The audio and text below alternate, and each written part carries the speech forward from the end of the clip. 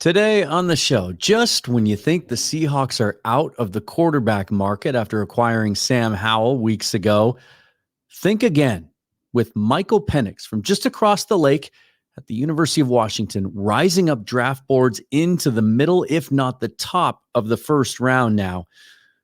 The fit is obvious in some ways, with Ryan Grubb, his former offensive coordinator, now running the offense in Seattle. Might it not be the craziest thing you've ever heard for the Seahawks to still consider Michael Penix as a potential target? Well, you're going to want to listen to today's show. I am going to make the case that it isn't crazy. And in fact, it makes a lot of sense. I'll give you 5 definitive reasons why Michael Penix still might make sense in Seattle today on the show. Welcome to the Seahawks Forever podcast. In-depth analysis on everything Seahawks. And now, here's your host, Dan Viens. Hope you're all having a lovely Easter weekend. If you're here in Seattle, lovely weather as spring is now firmly upon us. Baseball season has begun. If you're watching on YouTube, hit that like button, subscribe to the channel, hit the bell for notification of all new episodes. If you prefer audio podcasts, you can get the show anywhere you listen to podcasts. But on Spotify, you can listen to the episodes ad-free by subscribing for a monthly cost of less than $1 a month at the moment. And if you just want to support me or the show, you can buy me a coffee or a beer. All those links are in the description, as always. If you haven't caught my show from yesterday yet, a longer show than I typically do. But anytime I get together and talk to Brandon Kane, it tends to go that way just because he's just so good at articulating his thoughts, especially when it comes to the draft. He does as much work as anyone out there on breaking down draft prospects. And in fact, said he's about 250 deep into studying this year's draft. And had some great thoughts on the state of the Seahawks roster and what he thinks they might do about that guard position, the type of player they're looking for. Some of the guys in the draft he thinks will fit and won't, much to the chagrin of JPJ fans. Spoiler alert there. But check that one out. It's worth a watch.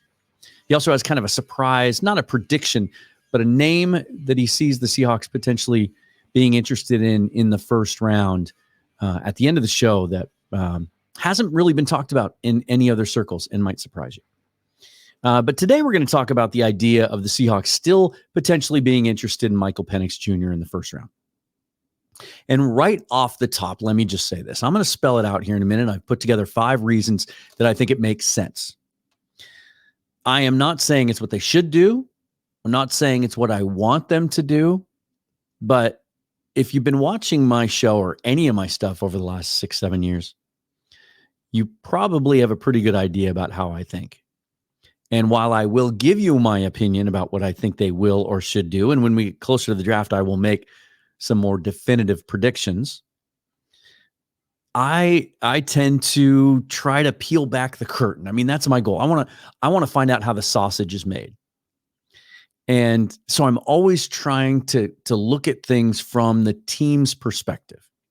And I've been around enough front office personnel and enough pro players and college players and coaches and scouts in my life that I think I have a pretty good idea of how they think. And the good ones, as much as they can be, are objective.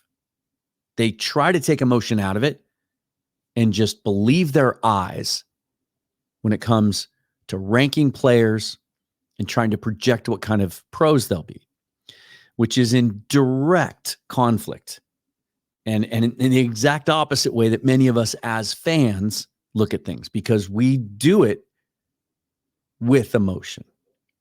We get attached to players.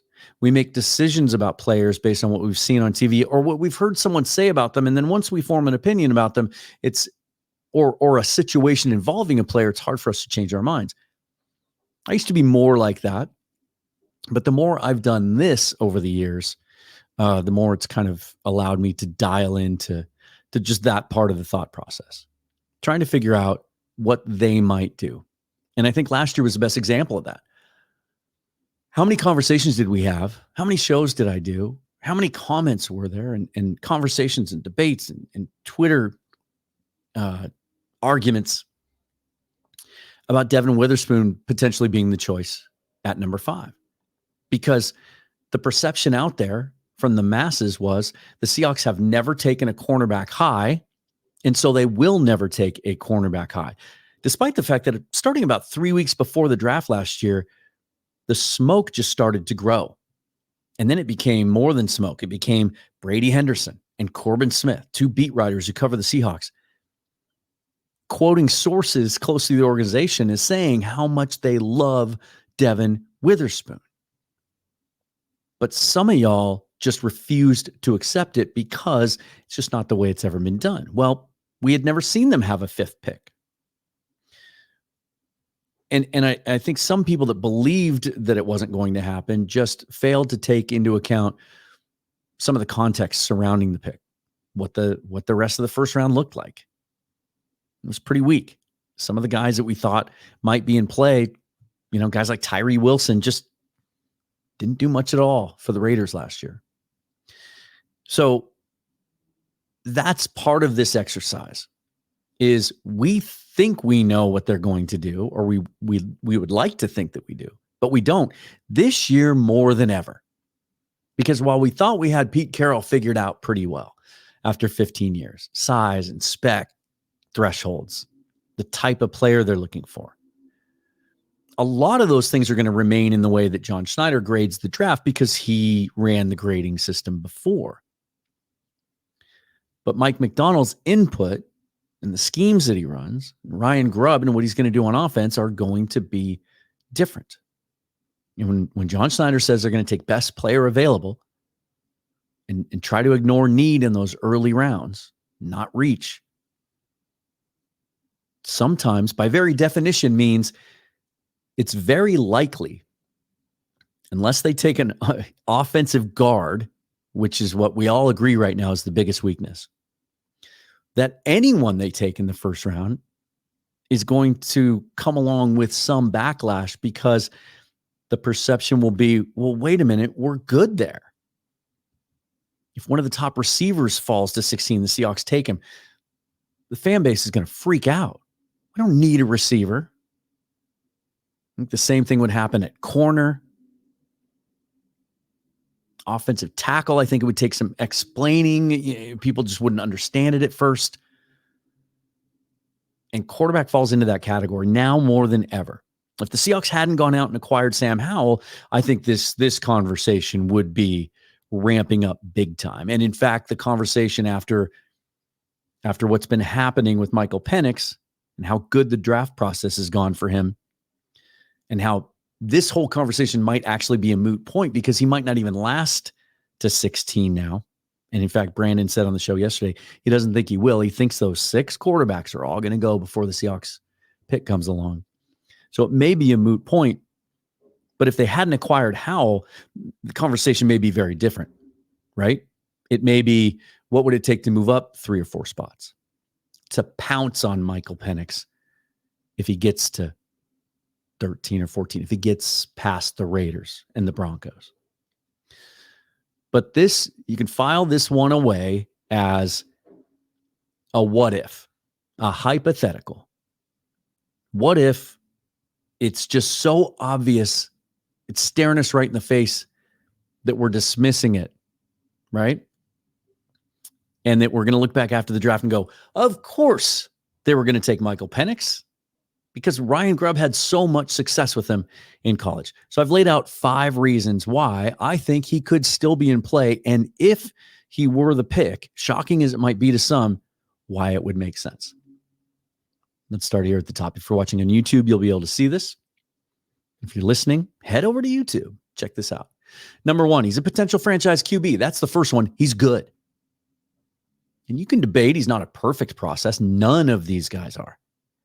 Maybe one of the most historically good, potentially, quarterback classes in a very long time, maybe since 1983. But none of these guys are perfect.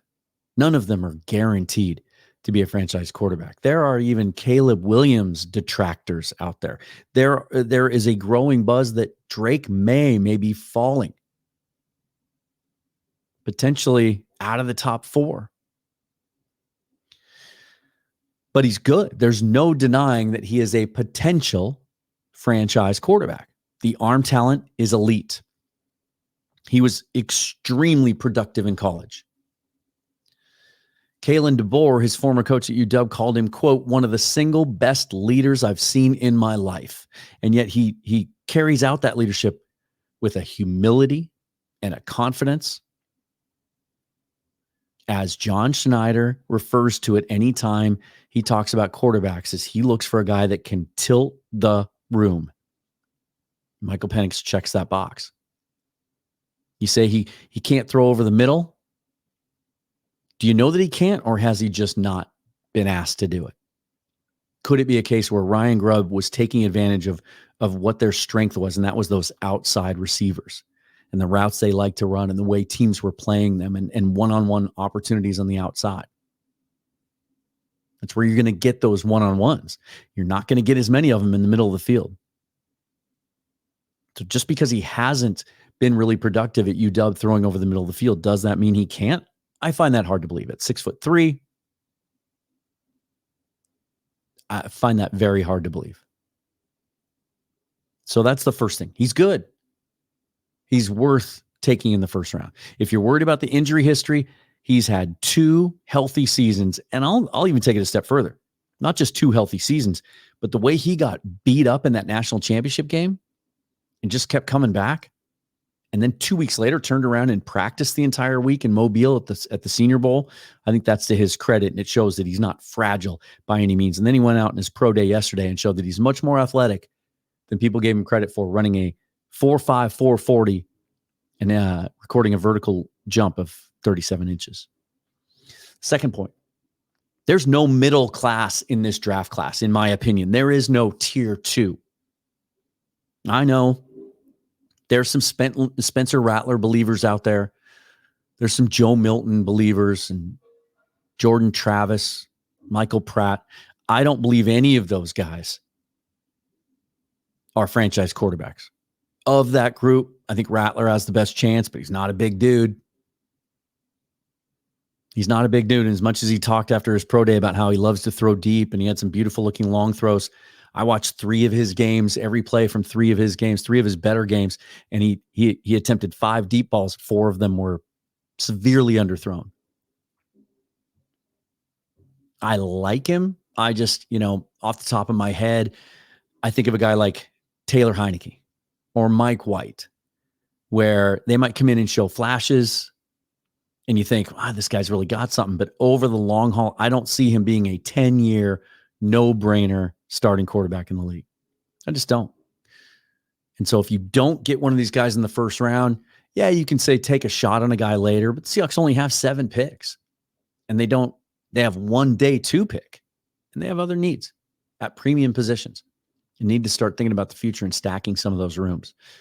I'd hate to see them use a 3rd or a 4th of a limited draft pool on a quarterback that I don't think has franchise potential. The next reason, you look ahead to next year, and I made this case a couple weeks ago. Hey, maybe the Seahawks are waiting until next year because this was before they traded for Sam Howell. I think it played into a big reason they traded for Sam Howell. Because next year, I think there will be fewer QB needy teams. We'll look at this after the draft, but do yourself a favor. And this is an exercise I did on the show 3 weeks ago. Either go back and find that show or just look at the list of NFL teams and put a check mark next to the ones that are set at quarterback. Circle the ones that you think absolutely are looking for one this offseason.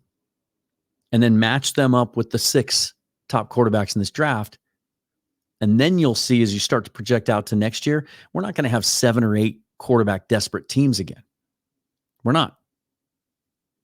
There will be fewer of them next year. However, the class doesn't look great. There's some guys with upside, and we might be having a very different conversation a year from now.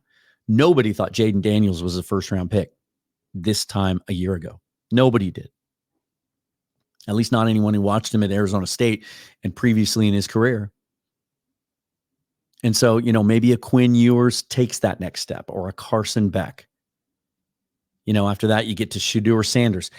Does anyone want to touch that train wreck with what his with what Dion's been saying now about all his demands. I don't. Then you get into like, I don't know, Cam Ward after that. There's some major question marks. There's no one that you can look ahead to next year and say he's a definite first-round pick. There just isn't. And even if there was, Seahawks, are probably going to be competitive again this year, at least enough to avoid drafting high, which makes it tough to go get that guy. Next reason, he's an obvious system fit. His offensive coordinator that put him in position to potentially win the Heisman Trophy, and had him literally one of the most productive quarterbacks in college the last 2 years, is his offensive coordinator now in Seattle. His offensive line coach is now in Seattle. Those guys know him as well as anyone, which, little kind of underneath side note, if they don't draft him and he's there, might tell you something too. But like I said earlier, this might just be so obvious that we're dismissing it, but it's the right choice. Ryan Grubb would know exactly how to call a game, how to put a game sheet together that matches what Michael Penix can do. And then the final one is this. Finding a franchise quarterback is the hardest thing to do in football. It's the biggest challenge any GM ever faces. It might be one of the hardest things to do in all of sports. Maybe you can make an argument that finding a true ace starting pitcher in baseball is close. But I think it's finding a legit, game-changing, room-tilting franchise quarterback in the NFL. And so given the fact that next year's class is no slam dunk and there are no guarantees, I don't think there are any free agents next year. There won't be a Kirk Cousins, maybe Dak Prescott, but are you going to pay $50 million for a guy, if that's the case, that the Cowboys didn't deem worthy of a new contract? And do you want to commit that much room anyway? Isn't the advantage you're looking for with a new regime, new coaching staff, everything else, as you try to get back to another, try to build this thing into a consistent Super Bowl winner? Don't you want to take advantage of a rookie quarterback contract at some point when your starting quarterback is in his now mid-30s? Yeah, I think you do.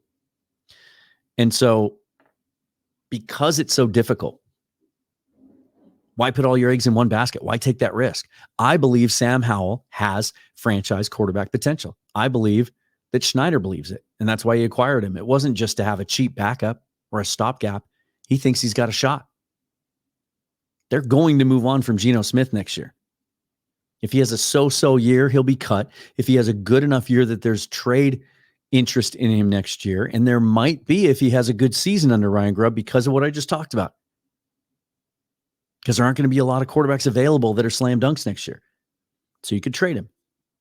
You saved $25 million last year of his deal. Sam Howell is going to be, his cap hit next year is $1.1 million. If you take Penix at 16, his cap hit's going to be about $4.2 million. How did I come up with that? Emmanuel Forbes was the 16th pick of the draft last year by the Commanders. His cap hit in in his first year is $4.2 million. So now you're talking roughly $5 million in total cap hits for your QB room. You save $20 million at the position. And you hedge. You double down. There are no guarantees, but this would be the closest thing to it. Between Sam Howell and Michael Penix Jr., you have a really good chance that one of those guys is going to establish himself as worthy of being the starter for a very long time. You almost can't fail if you do that. Think about RG3 Kirk Cousins, drafted in the same year. Who would have thought of those two that Kirk Cousins would go on to be the second highest earner in NFL history because he's played so well and meant so much to the teams that he's played for? You might think I'm crazy. I can't wait to see the comments. But if you just look at this with an open mind, it would make some sense. Like I said, it might not even come to this because he might be gone by 10 or 11. He might end up in Denver or Vegas. But imagine that scenario where a year from now, we're looking at having Sam Howell, Michael Penix on the roster, Those guys battle it out. The winner's your starter. You have a long-term answer at the position, regardless of which guy it is. Sam Howell's actually younger than Michael Penix. And then you have all that cap space you've gained and an entire allocation of draft picks that you don't have to worry about using to try to find your guy. And right now they have an extra fourth through the comp pick system. They get their fifth back, essentially, because they earn another comp pick. And they lose one next year for Leonard Williams. So now you've got 8 picks in a draft that's expected to be much stronger because all the COVID guys are gone. Kind of makes sense, doesn't it? Now, if you're worried about, well, if we do that, you're basically using a first-round pick on a player who's not going to play his rookie year. And some of you will use the word waste. I just know that. You're wasting a draft pick on a guy that's not going to play his first year. And then you don't pick again until the end of the third round. You're right. That's a concern. But I would challenge you to go look at the drafts that the 49ers and especially the Rams have had the last couple of years, where they didn't have picks until the third round because they traded them all away. You can find value. And we're going to do that exercise on Monday. Michael Thompson, my good mock drafting buddy, writer for 12th Man Rising. We're going to do dueling mock drafts on Monday. He's going to do one. He showed me some tonight, and I said, I don't want to know. Surprise me. He's going to present a mock draft on Monday with the Seahawks taking Penix at 16 and then trying to manipulate the draft afterwards to show as best as he can how they can still get value and check some boxes and fill some holes. And then I'll do a draft with no quarterback, and we'll see which one you like better. Until then, I am Dan Viennes. This is Seahawks Forever. You can follow me on Twitter at Seahawks Forever. Don't forget to like the video, subscribe, hit the bell, do all those things. Appreciate the view, the listen, the support. Got some great guests coming up over the next couple of weeks. And as we head into the draft, I'll be live streaming during the first round of the draft. Lots of good stuff coming up this month. And if you follow me on Twitter, you won't miss any of it. You'll get all the updates. So until next time, forever and always go Hawks. Thanks for watching.